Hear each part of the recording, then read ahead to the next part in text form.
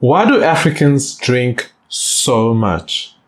That is a question that has plagued a lot of us who are from an African household, whereby you at least know one uncle or an auntie or a cousin who has completely been dilapidated with alcohol. Earlier this week, Deutsche Welle, which is DW, a German media house, uncovered or at least exposed what we already knew, some of us as Africans, which is Africans drink and drink hard.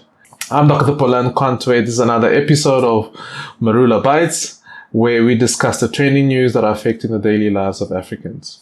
Let's go. On Africans and alcohol. Let's start with the good news. A recent report from the World Health Organization found that most Africans don't drink alcohol at all and never have done. Take a look.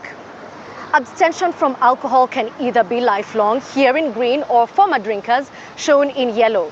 You can see more than 70% of Africans have never drunk alcohol or are former drinkers who have stopped. How does that compare with the mainly Muslim Eastern Mediterranean? Abstention there is above 95%. And what about Europe? It's almost opposite to Africa. Nearly 2/3 of Europeans say they drink alcohol. But staying with that three-way comparison, let's look at how much alcohol each drinker actually consumes on average. And here you can see a very different picture. Despite having fewer drinkers, African drinkers consume about 33 grams per day. Just for the sake of comparison, that's about 2.5 glasses of wine every day. Whatever they're drinking, adults in those Muslim majority countries in Northern Africa and the Middle East consume about 16 grams of pure alcohol per day. European drinkers consume twice as much, about 32 grams every day. Let's drill down into the data from the continent. Darkest green is countries where people consume the most, the lightest, the least. Put another way, though relatively few African adults drink, those who do drink a lot. I mean, that is so startling, that last sentence. Very few Africans drink, but those who drink a lot. A lot. And it becomes even a sport. And I have a very vivid memory on this, where when I was visiting my dad in Cameroon, in the village, and I remember how early in the morning, and this is something that a lot of us as Africans can relate, early in the morning, and when I mean early, I mean as soon as the shop that sells you a baguette, which is a loaf of bread, or soon as you can buy that can of milk to make your breakfast, is as soon as people start sitting down and ask for a sachet, which is essentially pure alcohol, 7 o'clock in the morning. And those individuals stay there until 11 o'clock at night, just for the sake of drinking. So Africans in general drink so much, but more importantly, it has become such a bad habit where drinking is just a sport. Let's keep looking.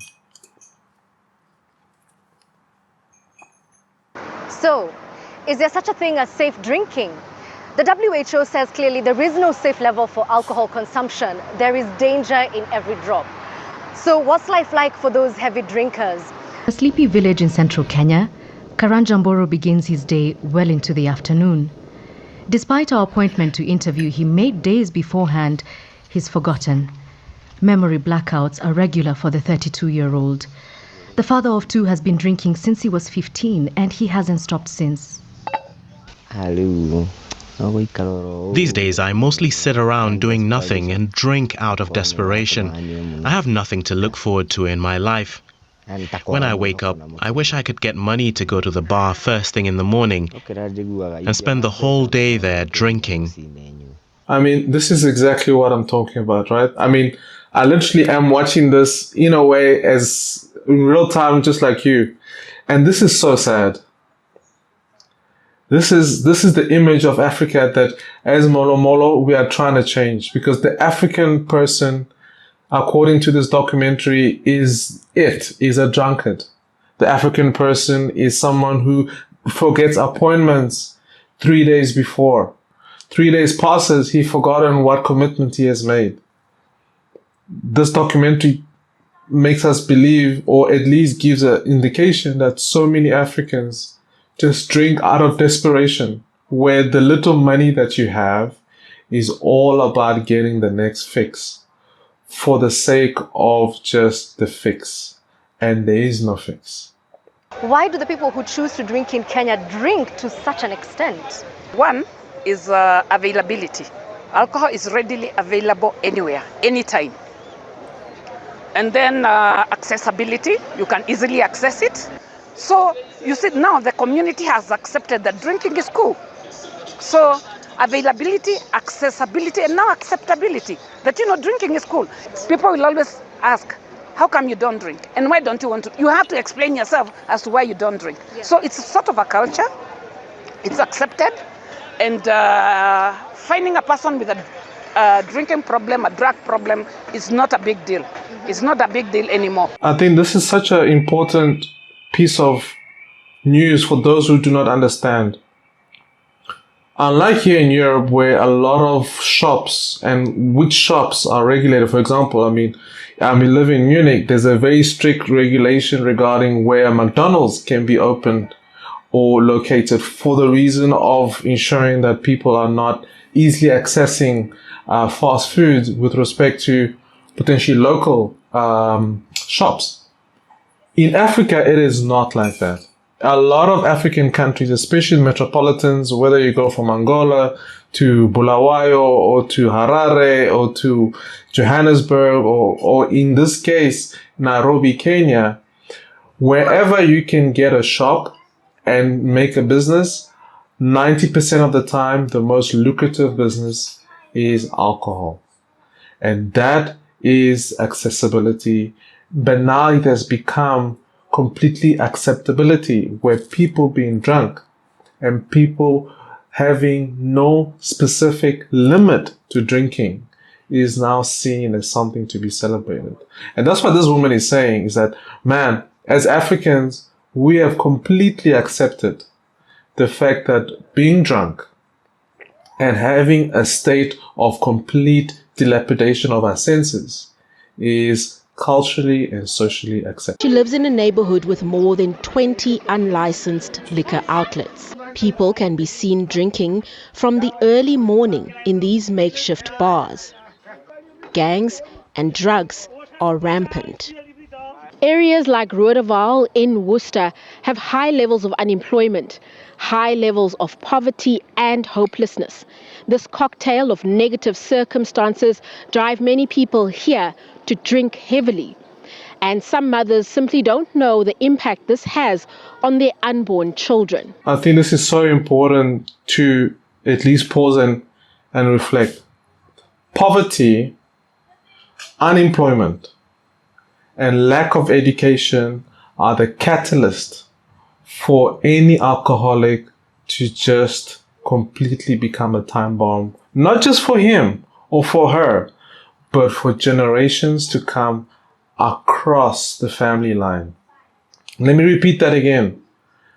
Poverty, unemployment, and lack of education is our catalyst, complete catalyst, for an alcoholic to be a time bomb for ensuring that there is generational desperation in their line, but also across their family.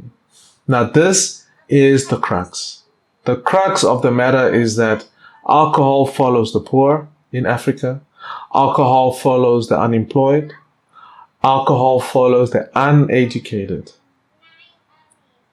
This, for me, is the saddest truth, that those who produce the alcohol, those who decide that it is a product to manufacture, have no sense of responsibility to curb the supply, to make it inaccessible, to have social programs, to even just have a community outreach to say, I can sell this to you, just like, pack of smokes, right? A pack of cigarettes where it says, hey, smoking kills if you're going to smoke this. But there is none of that in alcohol. I've never seen a bottle of beer or a bottle of whiskey specifically saying this can kill you. Now that is the truth. Education is not happening, and because of that, the specific issue of alcohol abuse and alcohol being a time bomb is rampant. Tisha Lawrence was adopted and experienced alcohol withdrawal symptoms as a baby. As an adult, she's living with severe learning difficulties. Tisha can perform simple tasks like the barcoding work she does at a local factory. She's happy to have found a loving work environment. Yeah. They're actually my family. Yes. Because they're very nice. Very cool. I wouldn't say they're not because they're very nice and Tisha's adoptive mother says the impacts are lifelong for children born with FASD. Yes, she went to a special needs school and their main focus was on good manners. They said, you know, if you've got good manners, then you can get through life easier. For me, the idea of alcohol abuse really triggers me. It triggers me to so many levels. I mean, I have a story of how the last time I was drunk, personally, was when I was 16, and it was at a Christmas party and with my parents, so you can see where this is going. And next to you know, a guy kind of mixes drinks and I just completely lost it. I don't know what I was doing. Next to you know, I'm puking on the floor, I'm throwing up. And next thing I know, early in the morning or whatever the case may be, my own mother, at 16 years old, my own mother washes me inside the bath or inside the shower, I believe. I was so humiliated. I felt so humiliated. And I promised to myself that day that I will never find myself again in a position where I'm incapacitated because of alcohol. And I'm proud to say since that day, I've drunk alcohol here and there, but I've never been drunk again.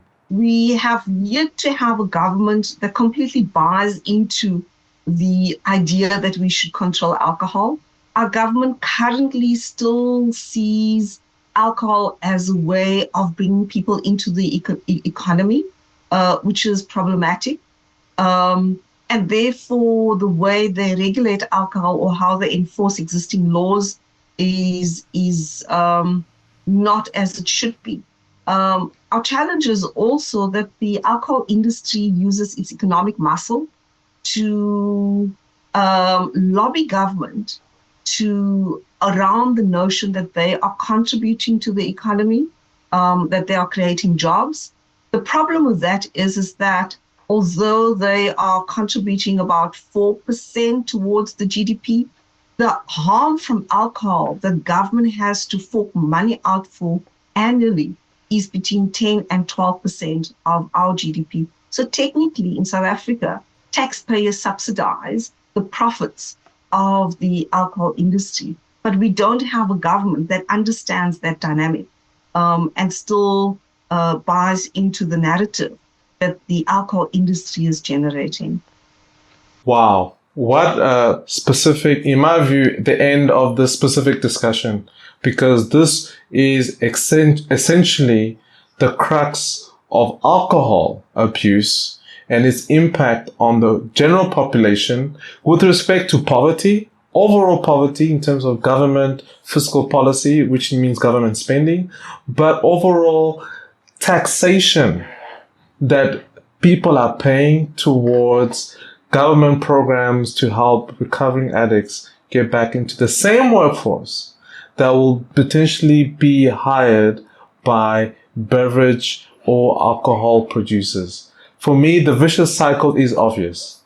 Governments themselves have no clue. Let me try and break it down. At least for me, but hopefully you find this valuable. By the way, if you do find all these conversations valuable, please click the like button and subscribe. It really helps us to carry on doing these types of videos and enjoying kind of having this back and forth discussions. But this is the breakdown for me. Alcohol has an obvious and well-documented and well-researched impact on early childhood development, but also overall emancipation to be able to function and contribute to society. That is documented. However, in instances, specifically in Africa, where poverty is rife, where unemployment is rife, the biggest way or the quickest way of someone to make money is through entertainment, which means music and alcohol. And when alcohol use or supply is abundant, you have a bar. And people get hired in a bar, i.e. supposedly reducing unemployment. But what happens with that effect?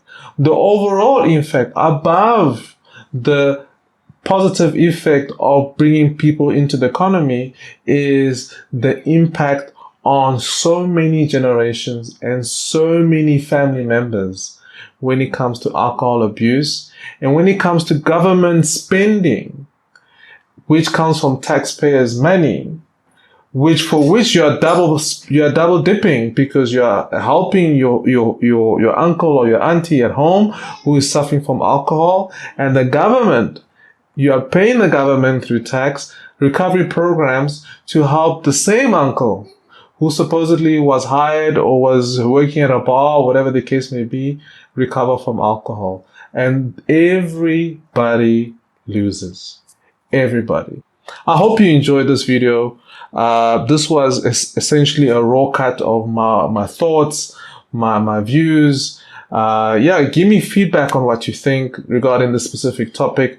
This is incredibly complex, but I do believe that we have to spend the time to think about it, to kind of discuss it.